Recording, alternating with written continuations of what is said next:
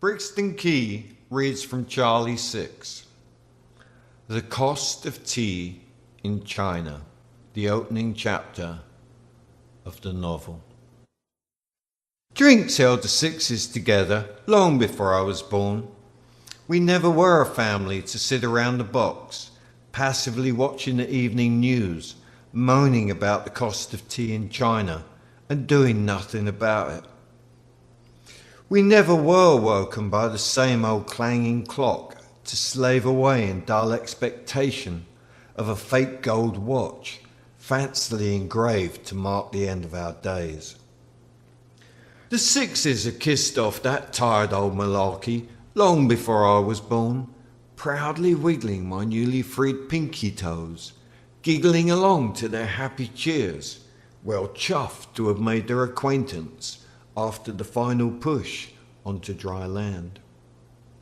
It was the popping of champagne corks, piano keys tonking out the latest hits, and the delicious caress of thick wads of cash tickling fingertips that filled our days. The dreary workday was for the honest folk who placed their belief in Queen and country and stuffed dosh into our pockets, whether they liked it or not. When the cost of tea did go up, you better believe it was because white boys working for my dad were nicking lorry loads of it off the docks down Deptford way. In 2 ticks of an eyelid, costermongers would be flogging it dirt cheap, wrapped in blue wax paper from their barrows along the East Lane. They were supplied by the same blokes who sent flim-flam men pouring into Oxford Street to sell shoddy umbrellas during the first winter rains and stinky, fake French perfume outside Selfridges during Christmas.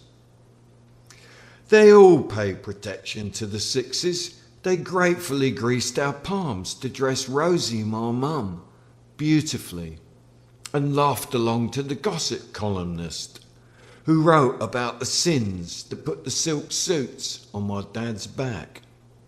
Rog was leaner than Raffles and less forgiving than a merchant bank.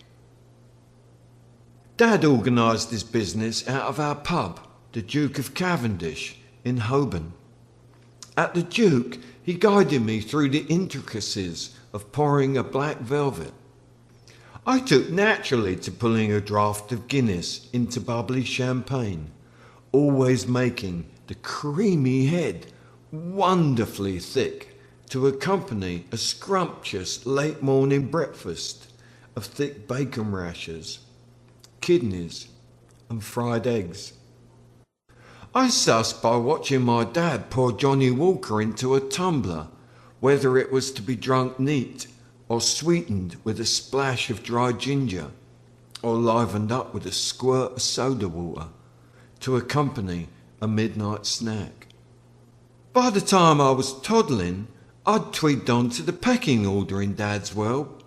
He controlled the shifting undercurrents with a single or an extravagant double dram, with quiet words privately or very loud ones in public.